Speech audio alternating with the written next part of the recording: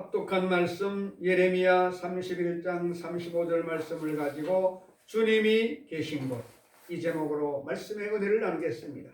우리는 노숙자가 아닌 이상 주소를 다 가지고 있습니다. 그리고 그 주소를 통해서 연락도 하고 편지도 주고 받고 살아가는 것입니다. 누가복음 17장 21절에 또 여기 있다 저기 있다고도 못하리니 하나님의 나라는 너희 안에 있느니라, 그렇게 말씀하고 있습니다.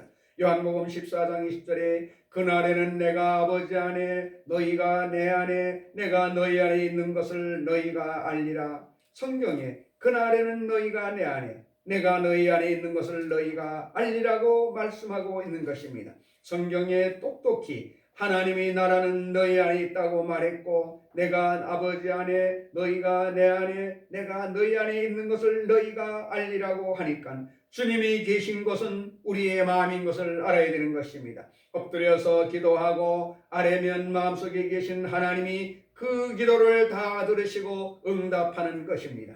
하나님은 우리 속에 계시기 때문에 우리의 생각과 우리의 행동을 낱낱이 다 알고 계신 것입니다. 그러므로 하나님의 보좌는 우리 마음에 있음을 알고 살아가야만 되는 것입니다. 첫째로 성경은 생각의 보좌에 대해서 말씀하고 있습니다. 우리가 예수를 믿으면 생각이 거듭나게 됩니다. 세상 생각에서 하늘나라 생각으로 세상을 따라가던 삶에서 하나님을 따라가는 삶으로 마귀의 집에서 예수 그리스도의 나라로 옮겨서 우리의 생각이 달라지는 것입니다. 그런데 잠언 4장 23절에 모든 지킬 만한 것 중에 더욱 내 마음을 지키라, 생명이 그러니 이에서 남이니라고 말씀하고 있습니다. 하나님 보좌가 우리 마음에 있기 때문에 생명이 마음에서부터 넘쳐나는 것입니다. 빌립보서 4장 13절에 내게 능력 주시는 자 안에서 내가 모든 것을 할 수 있느니라고 말씀하고 있습니다. 모든 것을 할 수 있는 능력이 마음에서 넘쳐나는데 마음이 가장 중요한 역할이 생각하는 것입니다. 우리의 생각이 부정적이면 하나님의 능력이 마음에 나타날 수가 없는 것입니다. 하나님은 빛이시라 그에게는 어둠이 조금도 없습니다. 어두운 생각으로 있는데 빛이 그 생각을 통해서 나타날 수가 없는 것입니다. 긍정적인 생각을 하면 하나님의 빛이 그를 통해 비춰서 역사할 수 있는 것입니다. 미국 보스턴의 정신병원 지하병동에 한 소녀가 격리 수용되어 있었습니다. 그 소녀는 마음의 어둠 때문에 심한 정신병을 앓고 있어서 의사들이 고칠 수가 없었습니다. 사람이 근처에만 가면 괴성을 지르고 몸부림을 치고 고함을 치고 핥히기 때문에 사람들이 그 근처에도 갈 수 없고 의사들이 치료도 할 수 없어서 나중에는 포기해서 회복 불가능한 진단을 내렸습니다. 부모도 아이를 포기하여 면회조차 오지 않게 되었습니다. 모두가 포기하고 짐승처럼 병원에 가둬놨는데 어느 은퇴한 간호사 한 사람이 그 아이에게 와서 예수를 전도하기 시작한 것입니다.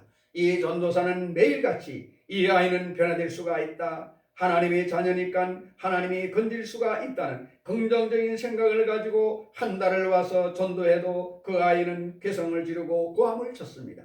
2달, 3달 의사가 말합니다. 이제는 오지 마세요. 도저히 안 됩니다. 그래도 넉 달, 5달, 6달 동안 와서 전도를 하고 기도하니까 아이에게 변화가 일어났다는 것입니다. 아이가 말씀을 듣고 기도받기 시작하고 마귀가 쫓겨나가고 완전히 새 사람이 되었다는 것입니다. 그 후 그는 자신과 같은 정신질환으로 고통받는 사람들을 위해서 헌신하기로 결심했습니다. 이 소녀가 바로 세계적으로 유명한 헬렌 켈러를 길러낸 선생님이 된 것입니다. 우리들의 마음이 진정으로 변화될 때 우리 생각의 보좌에 하나님이 임하시면 결코 낙심하지 않고 부정적으로 되지 않습니다. 할 수 없다, 못한다, 안 된다고 생각하는 사람은 아무것도 못합니다. 어떠한 절망의 벽에 부딪혀도 나는 할 수 있다, 하면 된다, 해보자는 생각을 하면 길이 열리게 되는 것입니다. 그러므로 우리는 생각 속에 하나님의 보좌가 있다는 것을 잊지 말고 살아가야만 되는 것입니다. 더구나 내 속의 생각 속에 하나님께서 보좌를 펼치고 앉아 계신 것입니다. 골로새서 1장 13절에 그가 우리를 흑암의 권세에서 건져내사 그의 사랑의 아들의 나라로 옮기셨느니라고 말씀했는데, 우리가 이 아들 나라로 옮긴 십자가의 보배로운 피를 마음속에 생각하고 있을 때 하나님께서 임하시는 것입니다. 우리들은 십자가 보혈을 통하여 변화받은 새 사람을 입었으므로 새 생각을 하고 살아야만 되는 것입니다. 우리는 영혼이 잘됨 같이 범사가 잘되며 강건하고 생명을 얻되 풍성하게 얻는 사람이 된 자기 모습을 생각해 봐야 되는 것입니다. 그리고 우리 마음속에 항상 하나님 말씀으로 충만해야 합니다. 우리가 세상 소설이나 연극, 영화 등 그런 것을 보고 그런 생각으로 꽉 들어차 있으면 안 되는 것입니다. 우리의 마음이 하나님의 보좌이기 때문에 우리 마음을 말씀으로 채워 넣어야만 하는 것입니다. 두 번째로 꿈의 보좌에 대해서 말씀하고 있습니다. 꿈이란 것은 없는 것을 있는 것 같이 바라보는 것입니다. 꿈을 꾸는 것은 현재가 아니고 미래에 이루어질 것을 꿈꾸는 것입니다. 어머니가 어린 아기를 갖기 전에 태몽을 꾼다고 말합니다. 태몽을 꾸고 장차 태어날 어린아이가 어떨 것이라고 그렇게 기도하는 어머니들이 많습니다. 그것도 현재 일어나는 것이 아니라 뱃속에 생긴 어린아이가 장차 어떤 어린아이가 될 것인지 기대해 보는 것입니다. 꿈이라는 것은 지금 이루어진 것이 아니라 내일, 모레, 장차 이루어질 것을 바라보는 것입니다. 그러므로 없는 것을 꿈을 통해서 바라보는 믿음, 이것이 있어야 하나님이 우리와 같이 계시는 것입니다. 로마서 4장 17절에 기록된 바 내가 너를 많은 민족의 조상으로 세웠다 하심과 같으니 그가 믿은 바 하나님은 죽은 자를 살리시며 없는 것을 있는 것으로 부르시는 이신이라고 말씀하고 있습니다. 우리 눈에는 아무 증거 안 보이고 귀에는 아무 소리 안 들리고 손에는 잡히는 것 없어도 하나님 말씀을 통해서 없는 것을 있는 것처럼 바라보면 그 꿈속에 하나님이 임재하시고 보좌를 배설한다는 것입니다. 오늘날 우리가 있는 것만 보고 살면 언제나 염려, 근심, 불안, 초조, 절망이 떠나지 않는 것입니다. 환난과 고통이 다가오고 풍파가 심해도 그 가운데 계신 예수님을 바라보고 주님을 의지하면 꿈을 가질 수가 있는 것입니다. 우리들은 못해도 우리들 속에 주님이 계시기 때문에 꿈을 펼칠 수가 있는 것입니다. 우리들은 꿈꿀 수 없어도 예수님이 있으므로 꿈을 꿀 수가 있는 것입니다. 예수님을 통해서 플러스 인생을 살아야지 마이너스 인생을 살아서는 절대로 안 되는 것입니다. 언제나 우리들은 내일의 꿈을 가슴속에 플러스해서 살아야만 되는 것입니다. 프랑스의 가난한 화가 밀레는 $50를 지불하고 물감과 붓 한 자루를 샀습니다. 그리고 25센트를 주고 구입한 작은 화판 위에 자신의 꿈과 비전을 그렸습니다. 안젤루스라는 제목의 그림을 그렸습니다. 자기의 마음속에 있는 꿈을 그 화판에 펼쳤습니다. 그런데 그 꿈이 이루어질 때는 어떻게 됐습니까? 그 그림은 미화로 10만 5천 달러, 우리 돈으로 약 1억 5천만 원에 팔렸던 것입니다. 마음속에 꿈을 품었기 때문에 없는 돈에서 $50를 가지고서 물감과 붓 한 자루를 사고 25센트를 주고 화판을 사서 그림을 그렸는데 그것이 밀레의 만종이 된 것입니다. 꿈이 있었기 때문에 그림을 그렸고 그 그림이 있었기 때문에 이러한 대화가가 될 수가 있었던 것입니다. 아인슈타인은 실패로 점철된 인생을 살았습니다. 학창 시절에는 대부분 과목에서 낙제를 했고 학교에서 쫓겨나기도 했습니다. 대학을 졸업 후에는 실업자로 전락을 했습니다.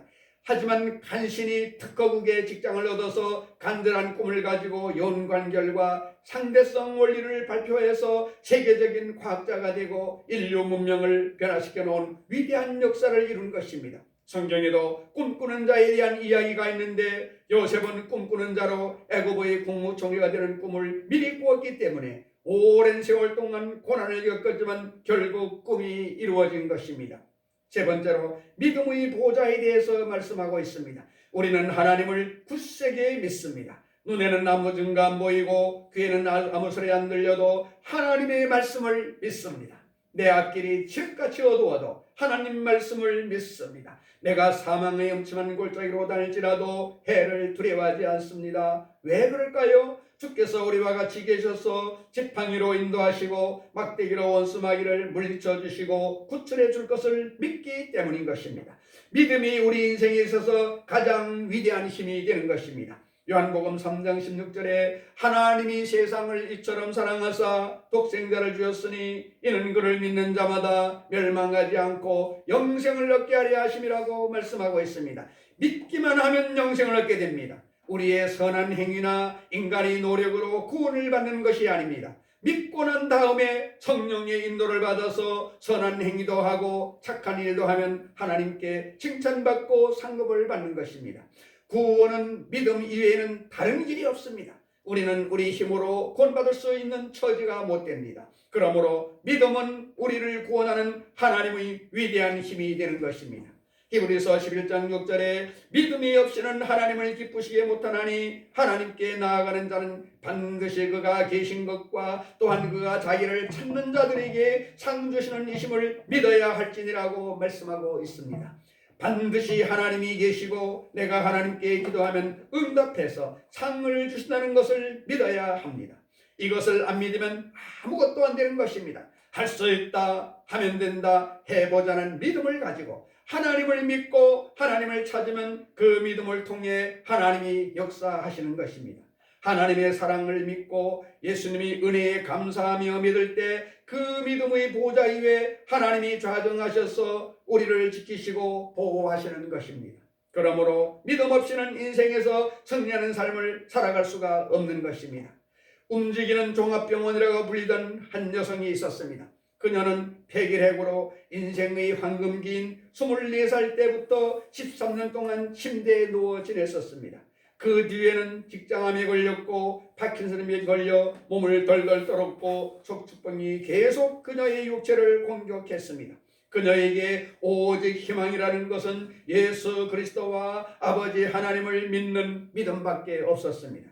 그것이 그의 절망스럽고 캄캄한 삶에서 빛의 줄기가 된 것입니다. 그런데 하나님의 성령께서 은혜를 베푸셔서 그녀는 우리 인간의 타락한 원죄와 그리스도의 구원을 소재로 한 소설을 적기 시작했습니다. 그 소설의 이름이 빈점인데 이것을 소설 공모에 내놓은 결과 신문사에서 당선되어서 일본 최고의 작가가 된 것입니다. 그 여인이 바로 미우라 아야코입니다. 일본에서 미우라 아야코 하면 모르는 사람이 없습니다. 13년 동안 폐병으로 들어누워있고 그 다음에는 암을 앓고 그 다음에는 파킨슨병을 앓고 척추병을 앓아서 세상에 버림받은 사람인데 그가 하나님을 믿게 되고 예수님을 믿게 되고 성령의 도우심을 믿게 되자 하나님은 그 폐인을 통해서 위대한 작품을 만들게 하고 일본 최고의 작가로 만들어준 것입니다. 그가 세상을 뜰 때 이런 말을 했습니다. 질병으로 내가 잃은 것은 건강뿐이다. 그 대신 신앙과 생명을 얻었다고 말한 것입니다. 마귀는 와서 질병을 갖다 주고 고통을 갖다 주지만 생명과 영광은 뺏어가지 못하는 것입니다. 주님을 믿으면 모든 것이 합동하여 유익이 이루어지는 것입니다. 이 미우라 아야코가 만일 병을 앓지 않았다면 일본 제1위 작가는 되지 못했을 것입니다. 그러므로 하나님께서는 우리를 도우사 어떠한 역경도 우리에게 유익이 되도록 만들어주는 것입니다. 네 번째로 신앙 고백의 입술의 보좌를 알아야만 되는 것입니다. 우리 입술의 고백은 하나님의 수레가 되는 것입니다. 하나님이 수레 타고 오시지 않습니까? 그런데 그 수레가 바로 우리들 입술의 고백인 것입니다. 그러므로 입술의 고백이 하나님 보좌를 움직이는 것입니다. 죽고 사는 것이 혀의 힘에 달렸나니 혀를 쓰기 좋아하는 자는 혀의 열매를 먹으리라고 말씀하고 있는 것입니다. 야고보서 3장 5절로 6절에 이와 같이 혀도 작은 지체로 돼 큰 것을 자랑하도다. 보라 얼마나 작은 불이 얼마나 많은 나무를 태우는가. 혀는 곧 불이요 불의의 세계라. 혀는 우리 지체 중에서 온몸을 더럽히고 삶의 수레바퀴를 불사르나니 그 사르는 것이 지옥불에서 나느니라고 말씀하고 있습니다. 혀를 잘 사용하면 축복의 근원이 되고 하나님 보좌가 그곳에 앉아서 축복의 샘물이 흘러넘치지만 혀를 잘못 사용하면 지옥불이 되어서 인생을 불태워버리고 만다는 것입니다. 큰 배가 폭풍이는 바다를 항해해 가는 것은 배 밑에 키가 방향을 잘못 잡아서 폭풍으로 들어가는 것입니다. 혀는 우리 인생의 키입니다. 혀를 부정적으로 사용하면 결코 긍정적인 곳에 도달하지 못합니다. 혀를 긍정적으로 사용하면 결코 부정적으로 가지 않는 것입니다. 죽고 사는 권세가 혀에 있다고 말하고 있습니다. 보통 강한 말이 아닙니다. 예수 그리스도를 구주로 믿고 입술로 고백하면 구원을 받습니다.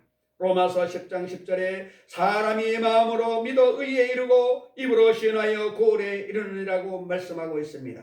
사람이 영원히 지옥에 불탈 것이냐 영원히 천국 영광에 들어갈 것이냐는 것도 입술의 고백에 달린 것입니다. 예수를 구주로 믿고 예수님이 나의 구주가 되었다고 입술로 고백하면 그 즉시로 그는 영원한 천국 백성이 되는 것입니다. 할 어바니슨 긍정적인 말의 힘에서 그는 이렇게 말합니다. 우리가 하는 말에 따라 우리의 삶이 달라집니다. 부정적인 말을 하는 사람은 부정적인 삶을, 긍정적인 말을 하는 사람은 긍정적인 삶을 살게 됩니다. 이것이 바로 말이 가진 힘인 것을 알아야만 되는 것입니다. 긍정적인 말과 부정적인 말은 우리가 선택할 수 있는 것으로 긍정적인 말을 택하면 승리자가 되고 부정적인 말을 선택하면 패배자가 되는 것입니다. 우리는 선택 권한이 있습니다. 오늘부터 긍정적인 말을 하겠다면 승리를 택한 것입니다. 오늘부터는 부정적인 말을 하겠다면 패배자의 길을 선택하는 것입니다. 죽고 사는 것을 우리들이 선택하는 것입니다. 얼마나 중요한 책임이 있습니까? 남을 탓하지 말고 자신을 언제나 탓해야만 되는 것입니다. 우리 입술의 고백을 통해 나오는 순간 우리 자신에게 영향을 주며 우리의 삶을 변화시키는 것이 말의 힘인 것을 알아야만 되는 것입니다. 특별히 신앙 고백을 통한 우리 입술의 고백은 하나님의 손길이며 하나님의 능력과 수단이 된다는 것을 잊지 말아야 합니다. 하나님은 지금 우리들의 마음속에 계십니다.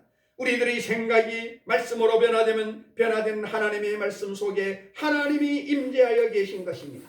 말씀을 통하여 없는 것을 있는 것 같이 꿈꾸면 우리들의 꿈속에 하나님이 와서 계신 것입니다.